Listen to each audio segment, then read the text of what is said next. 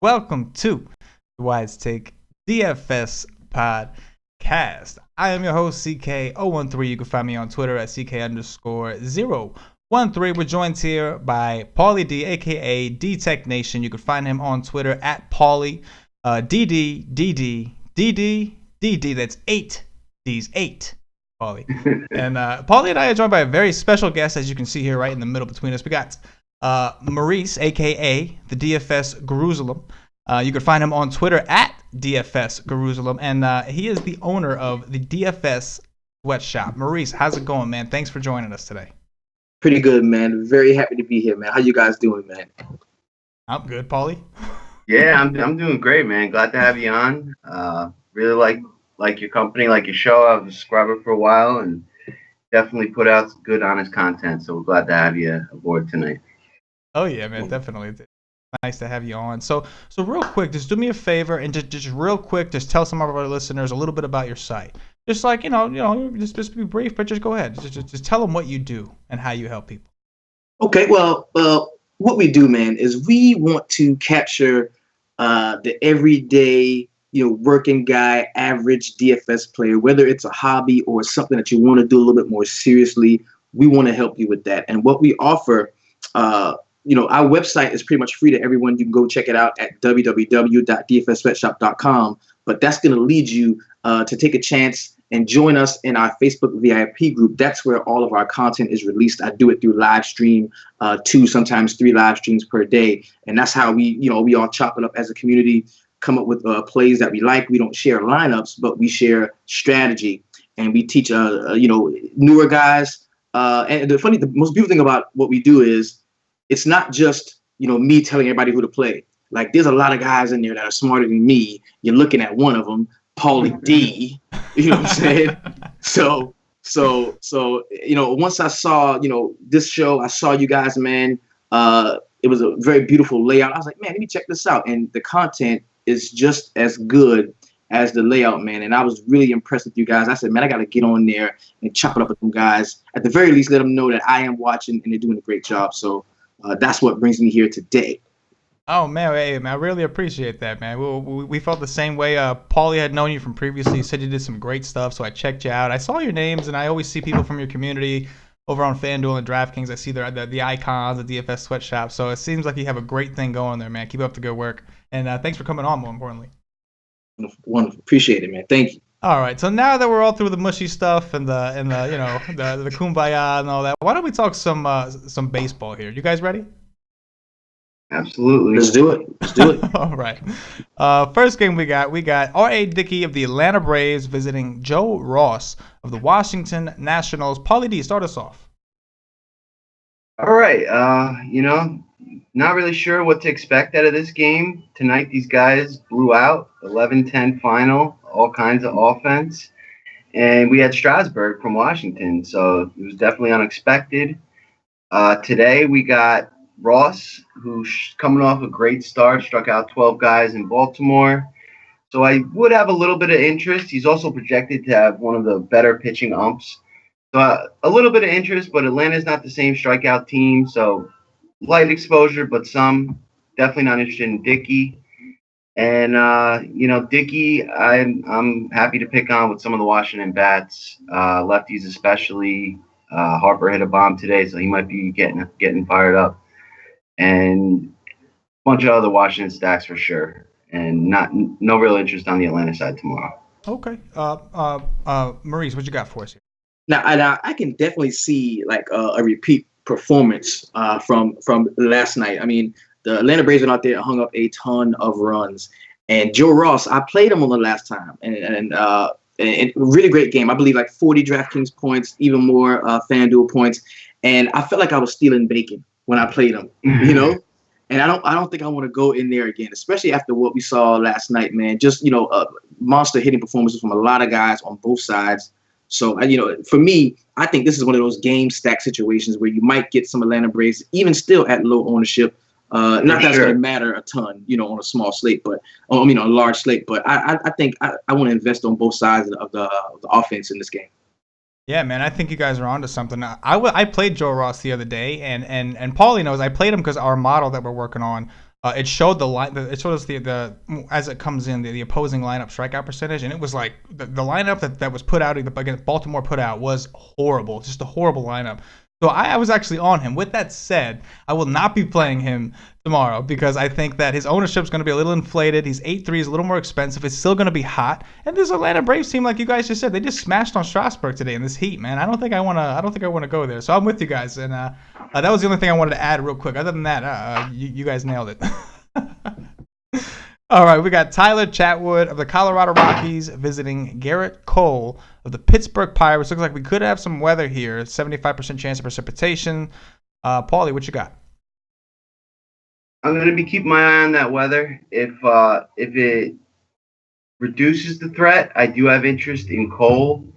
There's another good projected umpire here, and Colorado struggles on the road and strikes out at a high frequency. So if the weather clears up, I would play Cole. Not really interested in bats really on either side, although I'm not interested in Chatwood. There's not too many Pittsburgh guys on a 15-game slate that I'd really be interested in. So Cole's really my only interest in this game. Okay. Maurice, what you got here?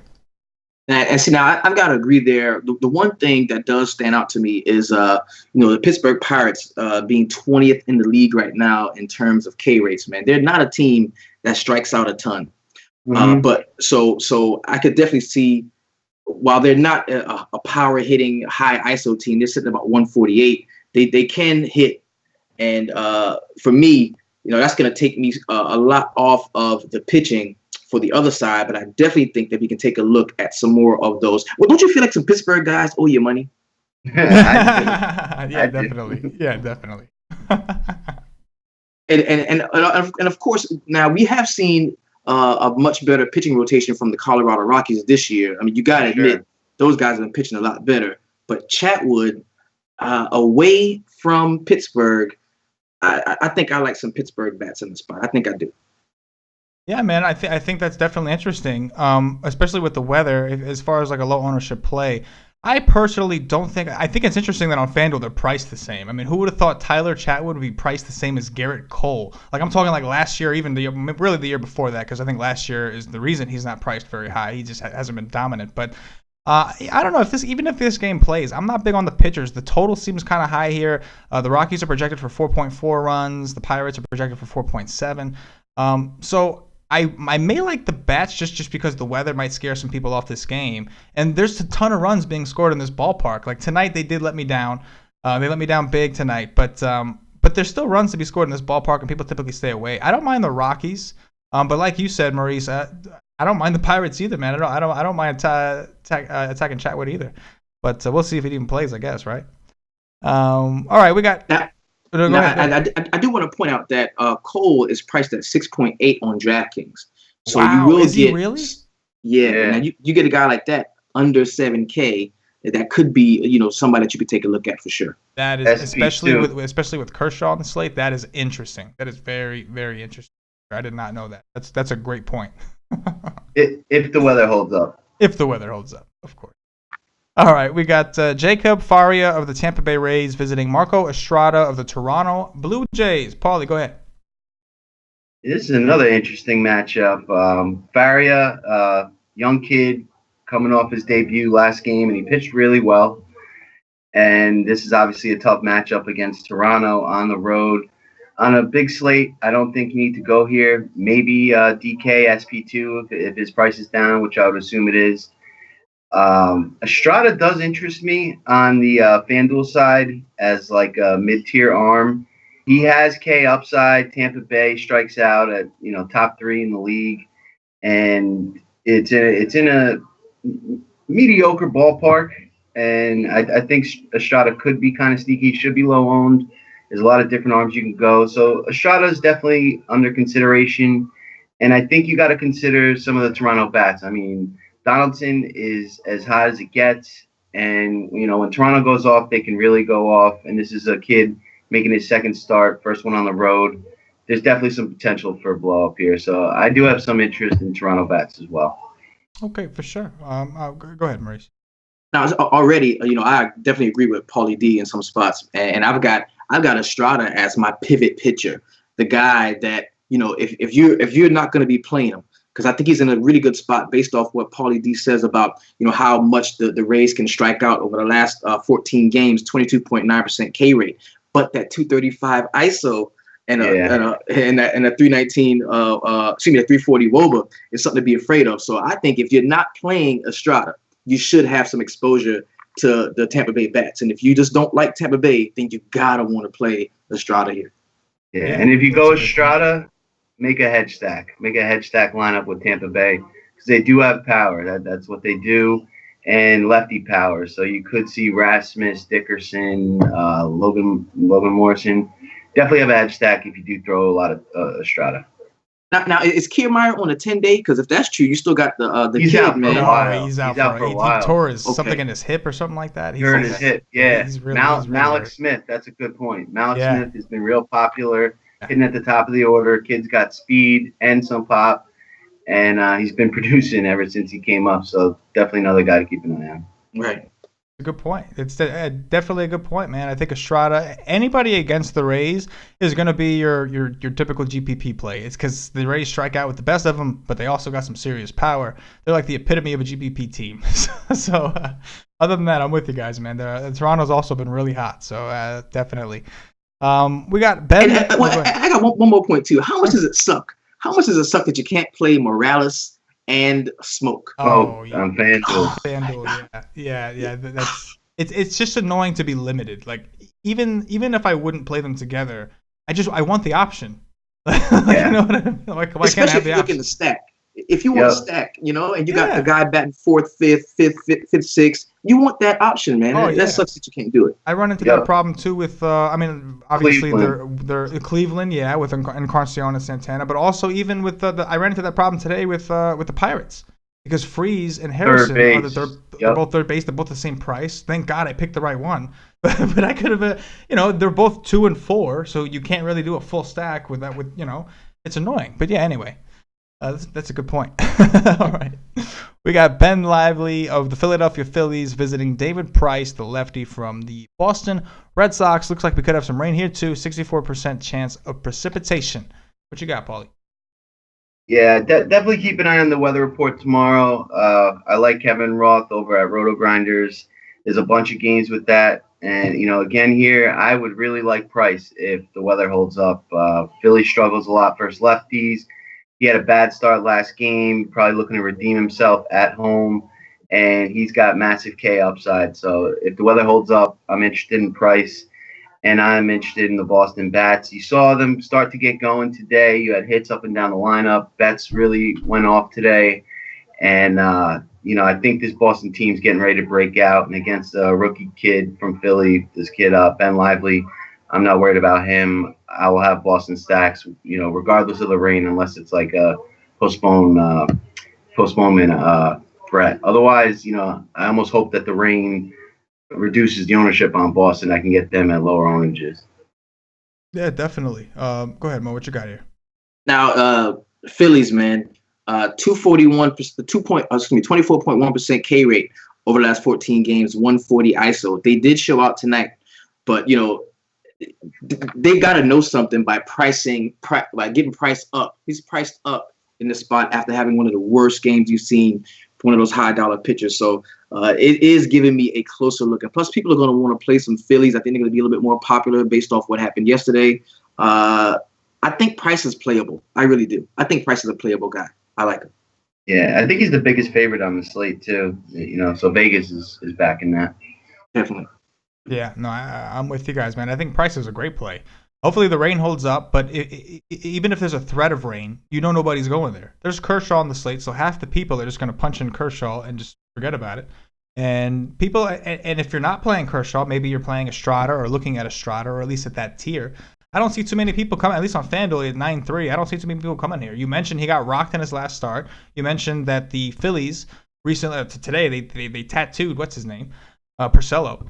And the thing is, a lot of their good hitters, the guys that are hitting well now, don't get me wrong, they have plenty of righties, but the lefties are really like they're a better team against righties. Is the easy way of what I'm trying to say. Odubel for Herrera sure. becomes it's a tough matchup for him. He's one of their best hitters, one of their hottest hitters right now. Even what's his name, Saunders. Like it's funny because they always talk about how Saunders has reverse splits, and he does. However, keep in mind that in Toronto he was a platoon player. So for the last few years, he barely has any at bats against lefties because he didn't play against lefties. They would pitch hit for him anytime a lefty was in the game. So. I think that's a great point, man. I think Price could be a great GPP play, and at 9.3, he could help you afford some of these bats here because I'm with it, man. I like the bats here on the Boston side for sure. All right, we got Jarrell Cotton of the Oakland Athletics visiting Jose Urena of the Miami Marlins. They'll probably be closing the roof. I finally remember that they have a roof. Go ahead, Paulie. Yeah, and with that being said, on a big slate, I don't think you need to go here for too much. I have no interest in either pitcher. Urena doesn't have K upside, even against a team like Oakland, and Jarrell Cotton's been getting beaten up, so I would be okay with a one-off of like a guy like Stanton or Ozuna for power, but otherwise, I'm not too interested in this game. Yeah, I'm with you. Go ahead, Mo. What you got here?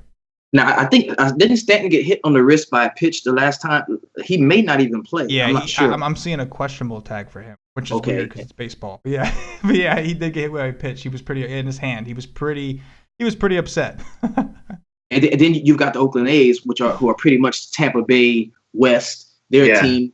Either they're hitting jacks or they're striking out. A lot of uncertainty in this game. Not a game that I really like too much. That's a great way to put it. We like to call on this show, we have Coors, and then in Arizona, Chase Field, we call it Coors Light. So I like that. I like that. The Tampa Bay Rays of the West. I like that. That's clever. Because you're right. They're either bombing you or they're just striking out a ton. Yeah, man, I think not much to add. It's not the best ballpark. Don't get me wrong. One positive you can find here is you will find some low ownership. We will find that. 14 Absolutely. games on the slate. Nobody's going here. If you want to play that game, I think D. Gordon and Lowry are interesting just because they're cheap at second base. D. Gordon's 2.9. He's not that cheap. But Lowry at 2.3, 2.4. Okay, they raised him a little bit. He's always a decent play, especially from a cash game standpoint. We talked, Patio Joe always mentions about paying down at second base in cash games. And he's pretty much always the go-to guy. So you got two pitchers that haven't really proven much. So, I don't think I want to ignore the game.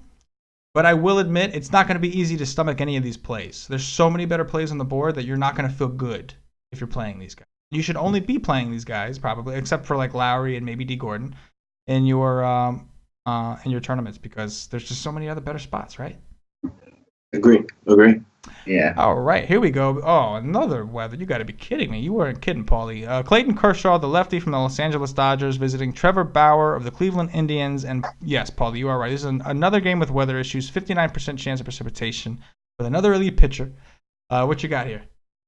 And as you'll see as we go on, there's many more games with the same threat. So it's going to be an interesting slate. Definitely keep an eye on that weather because that could definitely impact Kershaw's ownership tomorrow.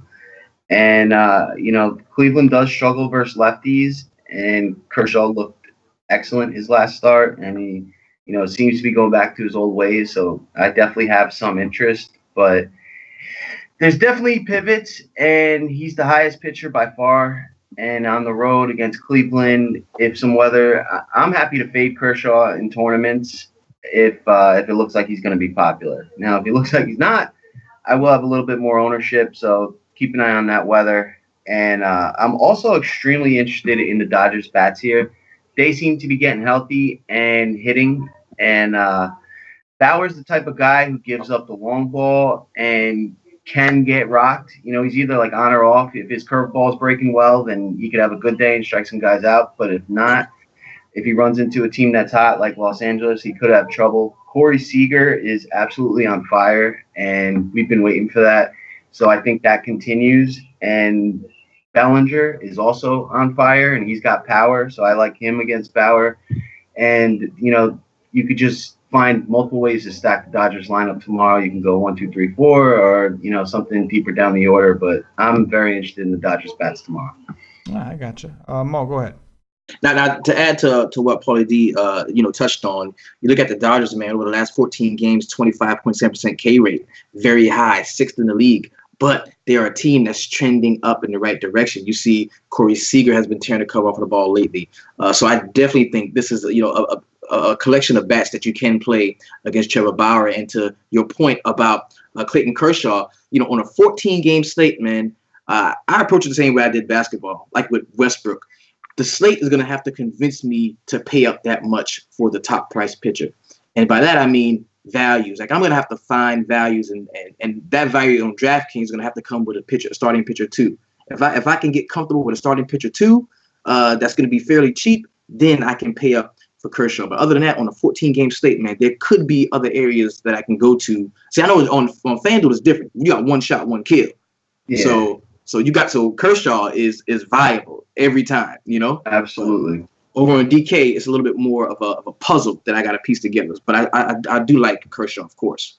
Yeah, for cash, absolutely. But in tournaments, more than likely, I'm probably going to find other values, like you said, and get some other bats. Because the lineup construction with Kershaw on FanDuel, you've got to find a lot of value bats to make that work. And there's some good offenses in good spots tomorrow. So I more than likely would like to find a different pitcher for FanDuel, but I can understand going Kershaw as always. Yeah, Kershaw. The thing about Kershaw here is if we get bad weather, people will avoid him. People just hate weather. They just don't like it. I mean, we saw Coors Field go off unowned just because, including myself, I didn't play him that day, but because people were afraid of the weather. So if Kershaw is gonna be low owned, I want all Kershaw. But like you guys are both saying, if he's gonna be the mega chalk popular option, then yeah, I'd rather find a different way to do it and pay up for some of these bats. Now. Here's my issue with the Dodger bats. They've been heating up. They're trending in the right direction. Trevor Bauer is not good. Don't get me wrong. My problem here is these two teams have the top-ranked bullpens in the MLB. So my problem is once Bauer, I'm worried about the ceiling here on the Dodgers. Once Bauer leaves the game, it's no longer it's not as easy as it looks. And if Bauer gets pulled after 4 innings and you only got maybe 2 of your 4 guys went off for home runs, that's 2, really low scores you can't afford. If you want to take that a big GPP, and you guys know, you have to have a ridiculously high score. And you can't afford to have no 3s or 6s on a 14-game slate. Maybe on a 7-game slate, 8-game slate, yeah, you can afford a 0 or even 2. We saw a guy the other day win a tournament with no pitcher. He played Dallas Keuchel, who didn't play, and he still won the tournament. So we saw that happen. So my problem here is ceiling. What happens when these guys are out of the games? You have 2 of the league's best bullpens. And that concerns me a little bit with bats. It's a good point. Probably Seager and Bellinger one-offs or little mini stack is probably the way to go. And listen, I'm just playing devil's advocate. I'm not trying to say that I don't like the Dodgers. I think they're in a good spot. It's just if this was a 7 or 8 game slate, I would love the Dodgers in this spot. Mm-hmm. But when it's a 14-game slate and there's so many better bats, there's so many teams with really good ceilings. It's just for instance, today, the Braves and the Nationals. I didn't like Strasburg, but I didn't think he was going to get shelled like that. I'm going to be honest. I didn't. Most people didn't, But one thing I liked about that game, and the reason I played the Nationals, it wasn't so much because Fulte. It was more so what was behind Fulte. Both of those teams have terrible bullpens. And when Strasburg got pulled, the Braves put up another 5 runs. And the Nationals did it as well. So that's one thing that I like to look into is I want a bad pitcher and I want a bad bullpen, because on a 14-game slate I'm looking for that ceiling. I need all these guys to go nuts like the Yankees did over the weekend for Tommy G and those guys. Yep. Anyway, that was just a quick point I wanted to make. Here we go. We got Zach Greinke of the Arizona Diamondbacks visiting Buck Farmer of the Detroit Tigers. It looks like another game with some weather here. 54% chance of precipitation. Go ahead, Paulie. Again, it's hard to tell right now, what I'm going to do tomorrow, but I do have some interest in Greinke. Detroit has actually, been cooled off the last few games, and they do have some strikeout upside, and Greinke has shown that he's elite this year. And, this could be a spot where he runs up that K total. And, both these teams have low implied totals. So I do have interest in Greinke if the weather holds up. One guy that does have great BVP against Greinke is Justin Upton. You see him a ton when he was in the National League. So that's one spot that I'm a little nervous about. But, otherwise I will have interest if the weather holds up. Buck Farmer is interesting. He's coming off 2 great starts. but I do not personally like him in this spot, even at his low cost. I think the zone of bats are just too dangerous, and they've been going off a lot lately. And I think there's better spots, especially for FanDuel when you got one pitcher. There's just too much blow up risk for me. So I'll have some interest in Diamondbacks bats, some of the lefties, and you can always play Goldie as well. Yeah, for sure. Go ahead, Bo.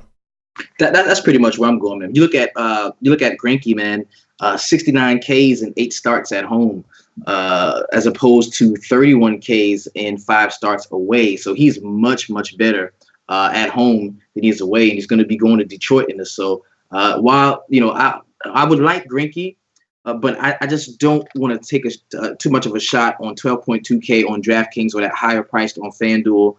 I would much rather consider the bats in this spot, especially against Buck Farmer. Give me all the bats in this spot. Give me all the bats. Yeah, I'm 100% with you, man. I'm not a big fan of Greinke in this position. What you said, Mo, you hit it right on the head. His K percentage is different on the road, and I know it's tough to say that because he plays in Arizona, but still, it's going back to when he played at Dodger Stadium. Of course, his numbers are but some pitchers are like that. They just pitch better at home, like DeGrom, Archer. These guys have just tremendous home splits. Greinke seems to be a guy that prefers. Listen, his WOBAs aren't bad. His WOBAs are fine on the road. It's just his K percentage is down. I know for a fact at home over the last 2 years, it's somewhere in like the 9. I want to say like 9ish or 10 K per night. It's like in the high 8. It's like 8.7 or so over the last 2 years on the road. It's significantly lower. On top of that, Vegas doesn't have too much confidence in Greinke. They got the Tigers are projected for 4.4 runs. So Mo, you hit it on the head, brother. I'm with you. I know before the show, I did mention Buck Farmer. When I said that, I didn't notice that he was for one. I didn't notice he was going against Greinke, and I didn't notice that the D-backs are projected for 4.7 runs against him. So yeah, I'm completely off of Buck at this point, especially with the weather, like you guys mentioned. I love the bats in this game, sure. And then if you look at the Tigers, man, the 18.2% K rate over the last 14 games, pretty good. Yeah. 213 ISO, one of the highest in the league with a 377 WOBA, man. Tough. Yeah, that's a great point. I think I'm liking. And obviously you have to love Castellanos has been heating up. JD Martinez, obviously a great play. So yeah, I'm with you guys, man. I think you guys might have sold me on the Tigers a little bit here. All right, let's see. We got John Lester, the lefty from the Chicago Cubs, visiting Zach Wheeler of my New York Mets. Don't tell me we have more weather. Oh, my gosh. We have more weather. 50% chance of rain. Did not know it was going to rain over here. Paulie, what you got here? It's all over the slate is weather. So, another tough decision here. I really don't have much interest in this entire game. I think on this slate, this is really a pass for me. Lester is in a decent spot against a lefty-heavy Met lineup, and we saw Cespedes leave early tonight, so he might not be in the lineup, which would be the one bat I would target on the Mets. Actually, one other bat on the Mets, Wilmer Flores. He dominates against lefties. He's got good BBP against Lester. If you are playing Kershaw, that's a cheap bat to get in this spot like this. But otherwise, I don't have much interest in Lester and not so much in Wheeler against the Cubs. Kind of like a blog game for me, so it's going to be a pass on my end. Okay. Mo, what you got here?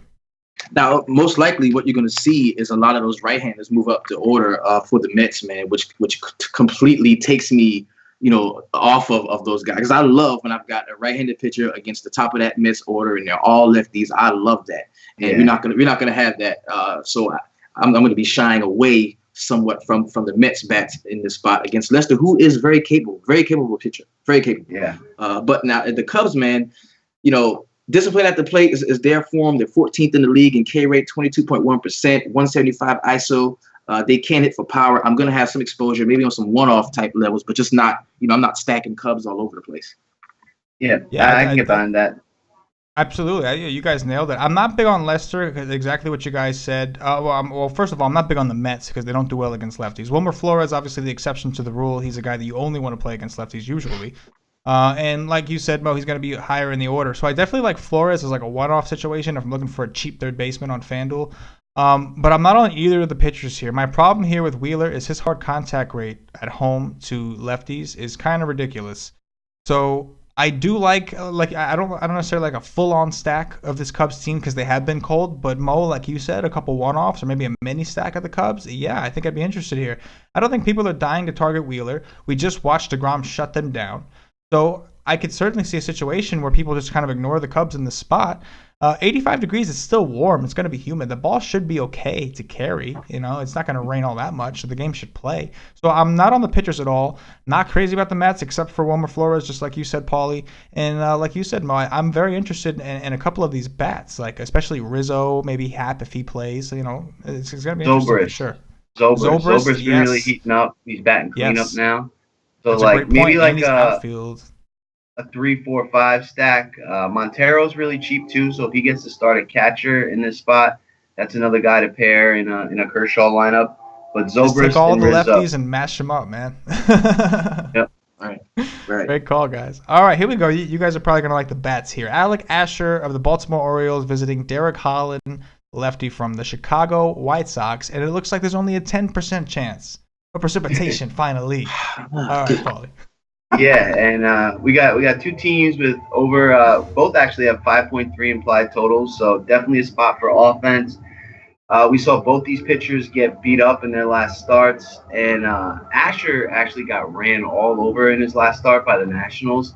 So not that the White Sox have a ton of speed, but that could interest me in Tim Anderson and maybe like Yolmer Sanchez or one of those guys if I'm doing a White Sox stack.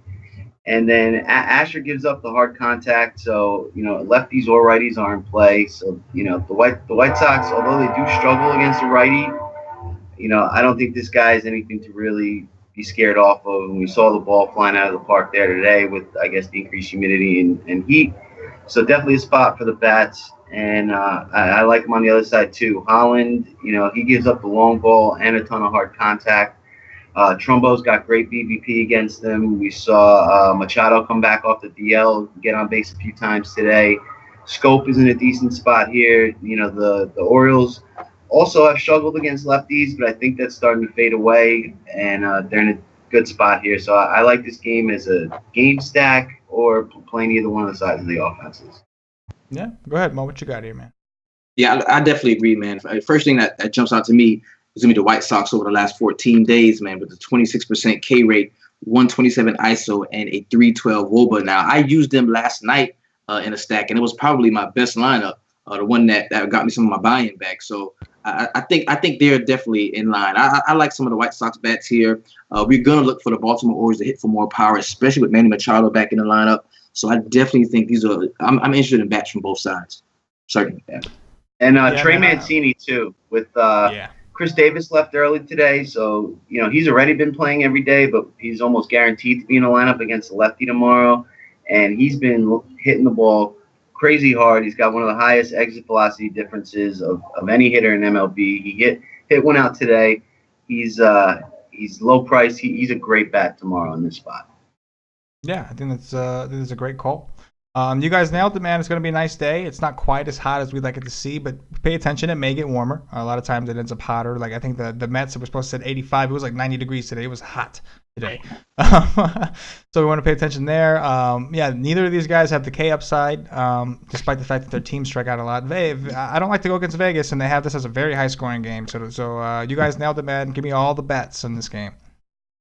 All right, we got Christian Bergman of the Seattle Mariners visiting Kyle Gibson of the Minnesota Twins, and in comes the rain. 77% chance of precipitation. Hey, you know what? It's a big slate, so maybe the rain will shorten the slate up for us a little bit. Go ahead, Paulie. What you got here? Bergman, especially on the road, is somebody I want to target. He does give up the long ball, and he's so far this year in his limited action has had some pretty wide splits versus home and away. So I'm definitely interested in Twins bats here. Sano especially, and guys up and down that lineup I'm fine with. And on the other side of this game, Gibson can give up the long ball too. And Seattle's been just killing the ball. I mean, if you look at their last 14 days, they've had, I think, 4 games now over 10 runs. They did it again last night, and those bats just remain hot. So another game you can go for offense against Gibson. Seattle does have a bunch of tough lefty batters, so Cano, Seager, Gamble, all those guys will be in play. Seager especially has been hitting the ball real well lately, so he's a guy on Don watch for sure. And just, expect another high-scoring game here tomorrow. Yeah, definitely. Go ahead, Mo. What you got for us Yeah, here? Christian Bergman on the road, man. 16 inning pitch, 13 earned runs, man. It's 3 Ks. You know, and that big stark contrast, home and away split. So not a guy that I'm going to be looking at as far as pitching tomorrow. But Kyle Gibson at 6.1 on DraftKings, it's tough for me to play pitchers against the Seattle Mariners, man, with how disciplined they've been at the plate, with a 20% K rate. That's fairly low toward the bottom half of the league. But I just have a feeling. I have a feeling that could be my cheap guy that I might be able to use. I just have a feeling. I don't know why, but I'm sure I'll look into it more. But I have a feeling that could be a cheap guy that I could use. I mean, because you got to play somebody. You got to play somebody. I hear you, especially if you're pairing with Kershaw. But that's a risky spot for sure. Most certainly. Yeah. Oh yeah, definitely. I like the bats in this game. I don't have much to add, but. Yeah, there's definitely this ballpark. A lot of people, I mentioned it on the show yesterday, a lot of people avoid this spot because they think that Minnesota is a pitcher's park. And I think, traditionally you have to remember when you look at these park factors, remember that the Minnesota Twins offense is not very good historically. So it's going to take away when they play half their games at home, it's going to take away some of the park factor. It's going to lower that. Just like how if there's a team that's got a really good offense, it's going to make them look better in the park, make their park look better. So we keep that in mind. A lot of runs have been getting scored in this ballpark, so don't shy away. We saw it today too. It was just runs, just on and on. I think there was over 13 runs at least. So and his last start against Seattle, man, 6 inning pitch, 5 hits allowed and 1 earned run, 18.7 DraftKings points. So that was at 5.7 K. That wasn't horrible, Yeah, not terrible. DraftKings. Yeah, on FanDuel you're not even thinking about it, but on DraftKings as an SP2, hey, I see your point. That's why I don't play DraftKings for MLB, because it's hard enough for me to pick one pitcher. I don't want to have to pick a second one. Yeah, Bronson Arroyo. It's SP2. SP Bomber. Oh, man. Oh, GPPs are fun, right? Yep. All right, we got Nick Martinez of the Texas Rangers visiting Brad Peakcock of the Houston Astros. Go ahead, Paulie. I got Dylan G for Texas tomorrow, so we'll have to see. Oh, is it G? Yeah, I mean that's who Roto Grinders has on their lineup tool for tomorrow. Not sure who's in the player pool for FanDuel, but and on DraftKings it doesn't have anybody. It just has Peacock. It doesn't even have a starting pitcher yet for Texas. Yeah, it looks like FanDuel did the same thing, I think. All right, so Fantasy Lab seems to think it's Nick Martinez. If it's G or Martinez, I'm definitely not pitching either one of them, and I definitely have interest in the Houston Bats. They let me down today against Yu Darvish, but I knew that going in that was risky. But against either one of those two pitchers, especially G, I'm very interested in the Houston Bats, and that lineup is deadly. Springer's, on fire lately, and so is Brian McCann, and Altuve and Correa are no slouches either. So you play almost anyone in that lineup, and especially if it's G, look at Houston. On the other side, Peacock is interesting. He's got massive K upside, and Texas does strike out. They do strike out more versus lefties, but depending what their lineup looks like tomorrow, because you get a bunch of different Texas looks. You can get Delano DeShields at the top of the lineup, or Choo. So they got a lineup that doesn't look as strong. Peacock would rise up my list because he's looked great in the bullpen, and now in the starting role his last 4 starts. He did get hit a little his last start, but it wasn't an ideal spot like this one, and it's definitely someone under consideration. There's not going to be any weather concerns here, and he's got a good price tag, so definitely some interest in Peacock, and not so much on any of the Texas bats. Okay, go ahead, Mo. Now, coming off of the day where Peacock was the chalk, and he got hit kind of roughed up early in the game. You go back to your point, the Texas Rangers being third in the league in K rate over the last 14 days, 28% K rate. They can strike out. He does have massive strikeout upside. I think we missed on that. He owes us money. I will be there to get my money from Peakcock tomorrow as a starting pitcher too, and maybe even my starting pitcher on FanDuel. Hey, man, I'm with you guys, man. I'm on the Peakcock train. I love taking a guy that's pretty good, or at least shown that he's pretty good, and a spot after he got blown up. Even DeGrom probably should have been more popular than he was today, especially on FanDuel. He probably should have been way more popular than he was. People went with it because twice in a row DeGrom failed people, and he was the guy to have today. So I think Peakcock, is a similar situation. He got blown up. A lot of people went for him for a cheap option. He kind of burned them, like you said. He owes a lot of people money. And there's going to be a lot of people who don't collect because Kershaw's on the slate. So I think Peacock's. How much is Peakcock on DraftKings? Oh, do you see? He is 7.9. Wow, no kidding. Okay, he's 7K on FanDuel. So I think on FanDuel, oh yeah, 7K, and you get all the bats you want, all the Boston bats, all the Houston bats, any bats you want on FanDuel. I think I'm with you guys, man. I think I'm on the Peakcock train here. And Texas has been striking out a ton, and regardless if it's G or Martinez, they're probably going to get the win because both those guys stink. So it's like, yeah, I'm with you guys, man. All right, we got Paleo Espino of the Milwaukee Brewers visiting Marco Gonzalez, the lefty from the St. Louis Cardinals. Going to be hot out in St. Louis. This is the back end of a doubleheader. They will be playing a game at 2 o'clock as well. Paulie, what you got for us here, man? I really haven't dug into either of these two pitchers. I know it's Gonzalez's debut, and he like a spot start. He wasn't called up because they expected him to be great. It's more of like an emergency situation. And same thing on Milwaukee side. I think Espino's got one other start, but I don't know enough about either of these guys. Neither of them have a high K prediction, so I'm assuming this is more of an offensive spot. There's no run line out for this game yet. And with Espino being a righty, I'm going to be interested in the St. Louis bats. Like you mentioned, the weather's hot there, and I think this team made the right move by moving Carpenter to lead off. And I think they've been playing better since then. And I will have some Carpenter, Gayorko, and Dexter Fowler stacks tomorrow for sure. And on the other side, this guy Gonzalez is a lefty. Milwaukee does have some good righty bats that we may want to consider. But coming off a doubleheader, you got to take a look at that lineup. Sometimes some of the key guys get left out. So it's definitely a wait and see with, interest mainly for me on the St. Louis bats. Okay. Go ahead, Mo. What you got here?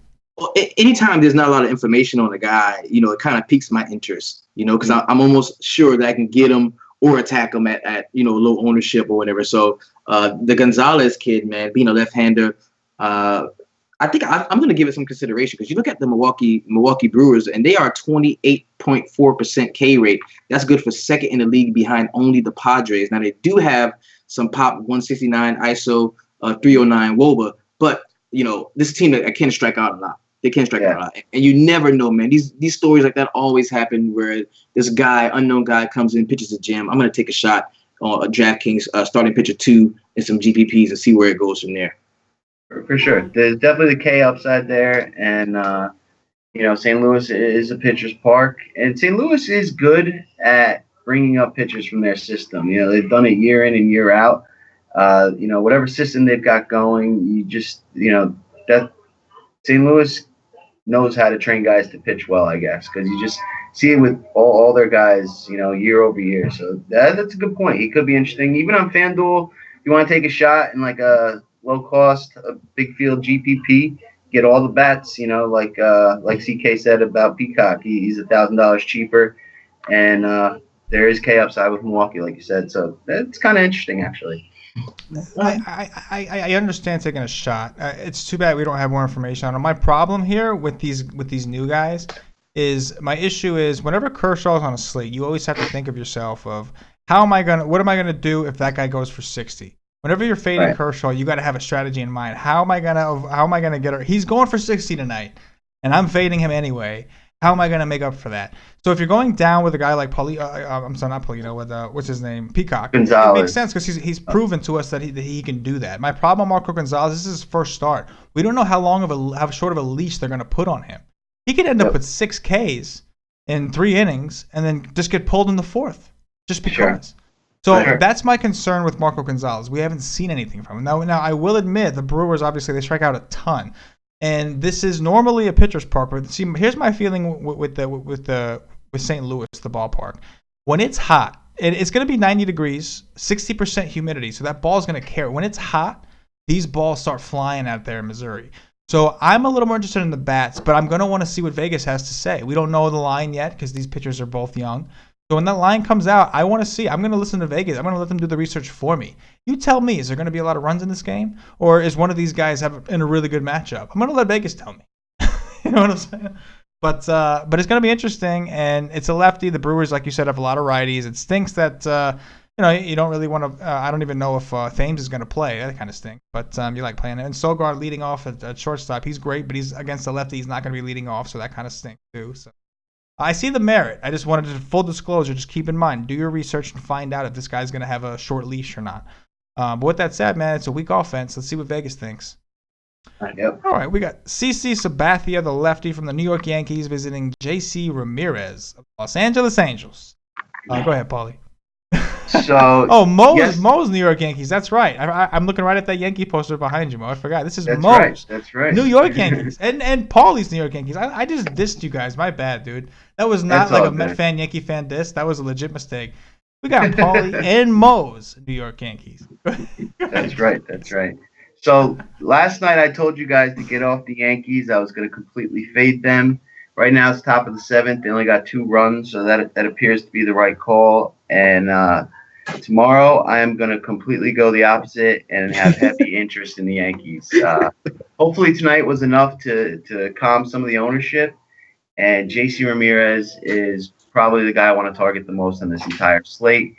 He gives up the long ball to righties and lefties, and the Yankees just have power righties that can get to this guy. So Judge, Sanchez, Hicks, Matt Holliday, this is a good spot for them, and I hope to get them at a little bit lower ownership. But I'm jumping back. This is one of the hottest teams in baseball, and when they get going, it's 10, 12 runs.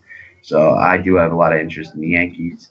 On the other side, the Angels have been coming around. We mentioned yesterday they seem to be hitting better with Trout gone, which is kind of funny. But they do have some decent right-handed bats. Not sure who's going to be in the lineup or not. Escobar's back at third base. He's a good lefty masher. C.J. Cron's an interesting, if you're trying to fit in Kershaw. And even Andrelton Simmons has been hitting the ball. So and Pujols. So the Angels are interesting in this spot too. CC Sabathia on the road, coming off a great start. This might be a spot to pick on him and differentiate yourself. So I have some interest in Angels bats as well. Okay. Mo, what do you think about your boys here?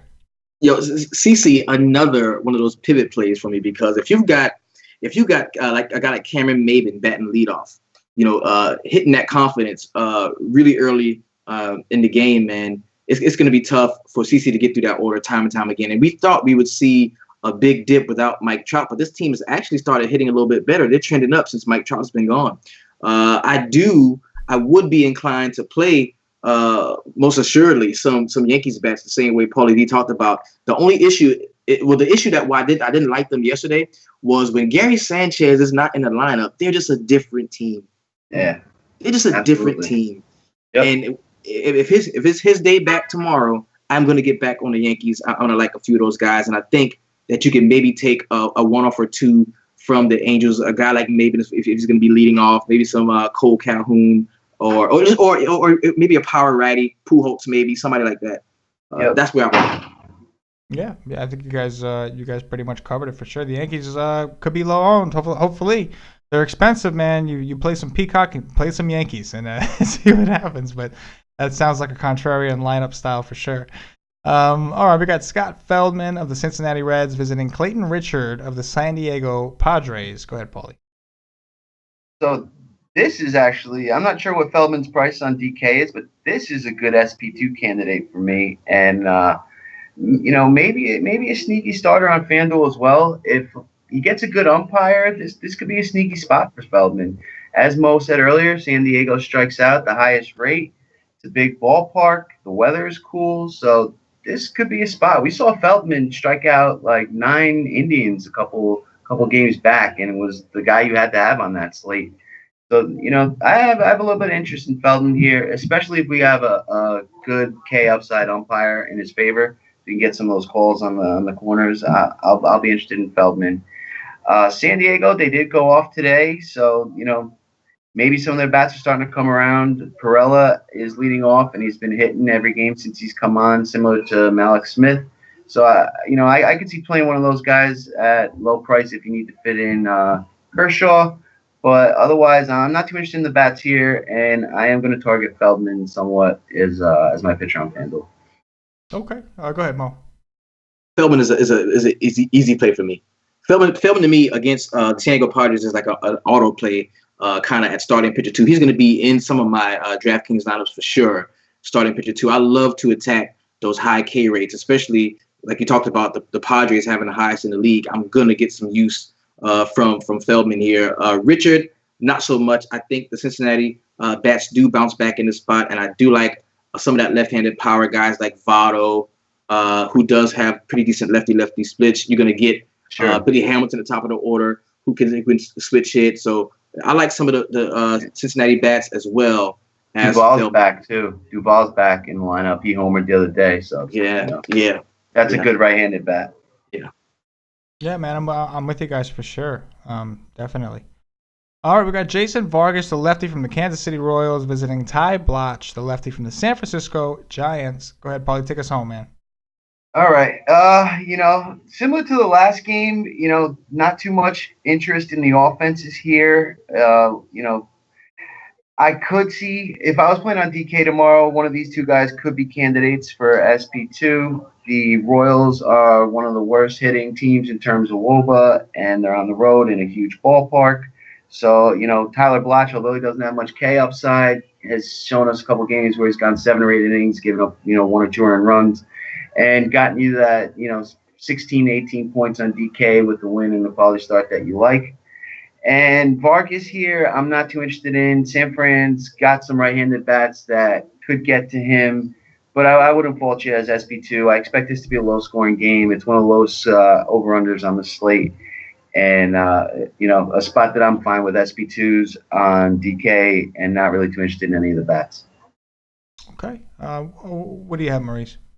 Now, I like that we saw Blotch pitch a complete game against the Phillies in Philadelphia. It kind of speaks to how he couldn't actually go the distance. And, Coors, whenever there's a Coors slate and everybody says, you got to get bats from Coors.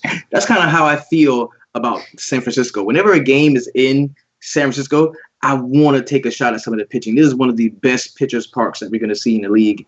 And, Vargas definitely jumps off of the page for me some based on what the Giants have done so far over the last 14 days. While they are a fairly disciplined team at the plate, 19.5% K rate, 122 ISO, 317 WOBA is not anything I'm afraid to play against. So I think Vargas is in play. If you want to get really cute, you could play some Ty Black. I want to have some exposure to pitching on one side that I choose from this game in San Francisco.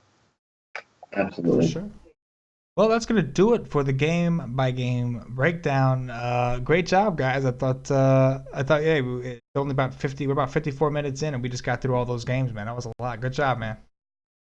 Yeah, definitely weather, the big theme on this slate. We're going to see how that impacts ownership in terms of pitchers and, certain spots for bats as well. So that's the biggest thing to keep an eye on tomorrow. Get a feel for where the ownerships are going to go, which games you can play, which games you can't. And keep in mind that, just because it's raining doesn't mean you got to fade the bats. Unless there's a real postponement threat, the hitters still come back and play. Usually if there's a delay, pitchers, he's after 20, 30 minutes, he's not coming back. But the hitters do, and that usually guarantees a low spot. And we've seen it happen a few times this year where that's the team that goes off. So, don't let the rain scare you off the bats unless it's a major postponement threat. Yeah, point. Mo, you got anything you want to add?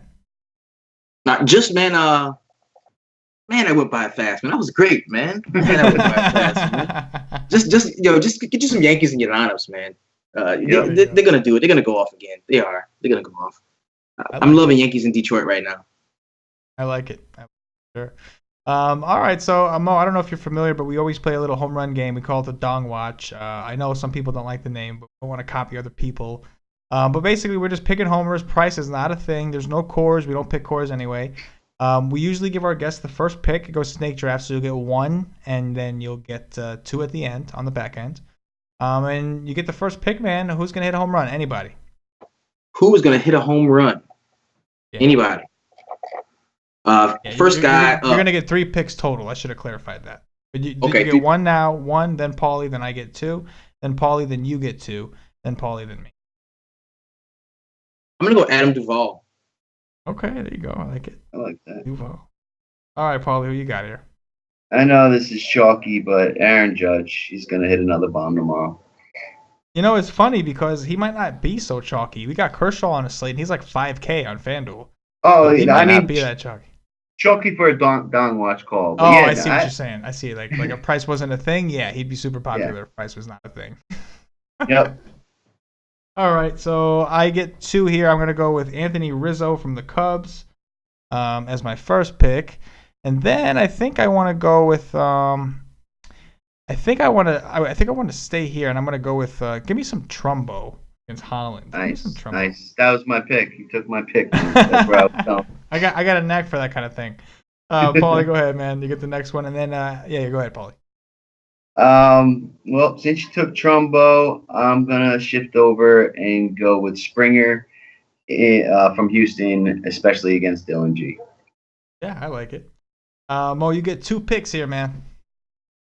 2 picks. All right. Okay. I'm gonna go.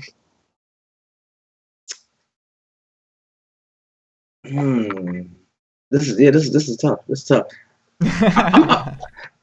I'm gonna go Justin Smoke, man. Oh, I like that. I'm gonna go Smoke against Tampa, and then give me some.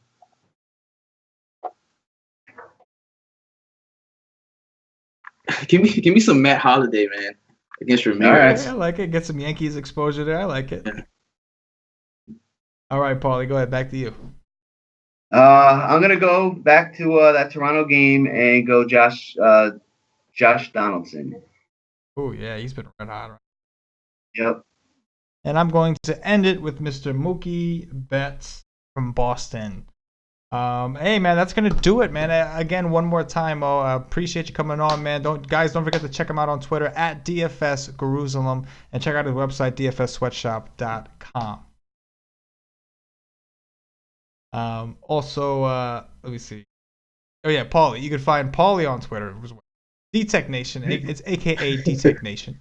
You can find him on Twitter at Paulie. DD. It's 8 Ds. Anyway, guys, if you're watching on YouTube, hit that thumbs up. That like button means a lot to us. If you're listening on Podbean, the audio-only version, give us a follow. Leave us some feedback. If you're listening on iTunes, subscribe to the channel, and also leave us some positive reviews. Bump us up those charts. It means a lot to us.